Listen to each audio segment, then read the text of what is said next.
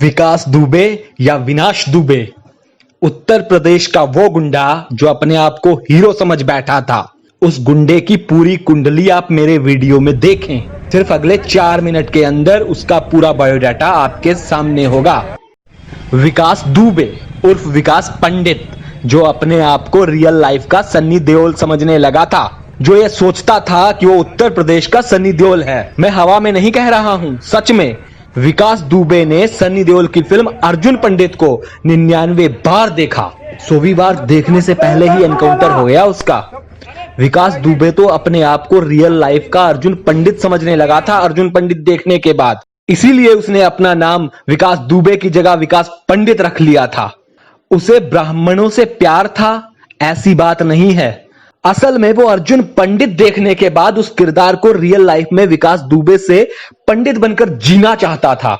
लेकिन शर्म आती है मुझे इस बात पर कि फेसबुक पर लोग विकास दुबे की जाति की वजह से उसे पीड़ित बता रहे हैं कि वो ब्राह्मण था, इस वजह से उसका एनकाउंटर कर दिया गया। ऐसे लोग देश और समाज दोनों के लिए घातक हैं। अगर हम अपराधी को भी उसकी जात से महिमा मंडन करेंगे तो फिर तो हर अपराधी जात का सहारा लेगा। विकास दुबे तो अब राजनीति में आने वाला था, क्योंकि उसने जातिवाद के जहर को खोलने के लिए अपना पूरा नेक्सस तैयार कर लिया था। पुलिस ऑफिसरों से लेकर नेताओं तक उसके अच्छे अच्छे संबंध थे।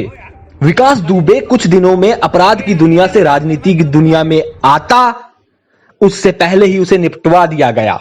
क्योंकि जिन लोगों ने विकास दुबे को इतना बड़ा क्रिमिनल बनने दिया, अब वो विकास के राजनीति में आने को अपने लिए खतरा मानने लगे थे।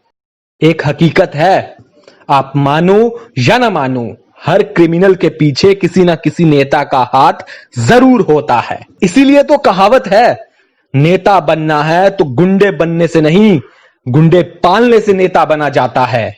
एक जमाना था, जैसे ही विकास दुबे पकड़ा जाता था, उसकी पैरवी करने के लिए मंत्रियों के फोन आ जाते थे और मजबूरी में पुलिस को उसे छोड़ना पड़ता था, क्योंकि उन्हीं मंत्रियों ने तो उसका साथ दे देकर उसे विकास दुबे से विकास पंडित बनाया। आज जब मैं आगे पीछे मैसेज पढ़ता हूं तो सच में दुख लगता है जब विकास दुबे को लोग जाति के हीरो की तरह पोस्ट करते हैं। आइए आपको विकास दुबे के काले कारनामे बताता हूं। विकास दुबे सही मायनों में रावण था, रावण के गरीब ब्राह्मणों की बेटियों को अगवा करके शादी करवाया करता था। हंसेंगे आप।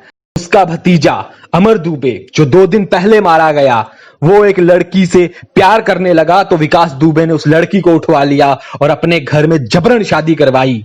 और वही लड़की विकास दुबे के लिए सीता साबित हुई और उसकी लंका ध्वस्त कर दी। लेकिन दुख इस बात का है कि मात्र 9 दिन के अंदर वह लड़की विधवा हो गई। विकास दुबे ने तो अपने गुरु को भी नहीं छोड़ा, जिस गुरु ने उसे 8वीं से लेकर 12वीं तक पढ़ाया था। प्रिंसिपल सिद्धेश्वर पांडे ने उसे अपना पुत्र समझकर उसे पढ़ाया।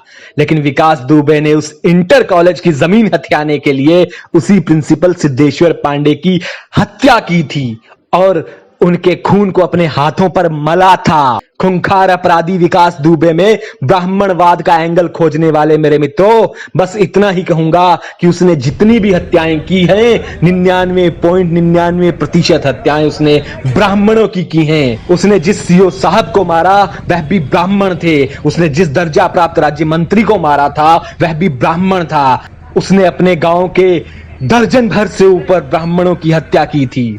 इसीलिए मित्रों, मैं आपको बताना चाहता हूं कि ब्राह्मण वो नहीं होता जो दूसरों को मारे, तंग करे या उनका शोषण करे। ब्राह्मण का काम तो समाज का भला करना और समाज में सबको बराबर भाव से देखना होता है। यदि किसी पर कोई कष्ट आए तो उसे खुद पर लेकर उसे उस कष्ट से निकालना होता है। ब्राह्मण तो सबके लिए बराबर होता है।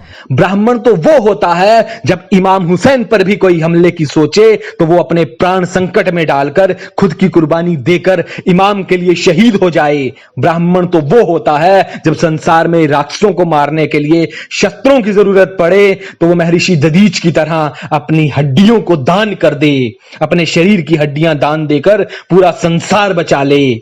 इसीलिए आप लोगों से प्रार्थना है, विकास दुबे को ब्राह्मण कह के दधीची का अपमान न करें। ब्राह्मण सबके लिए बराबर देखता है।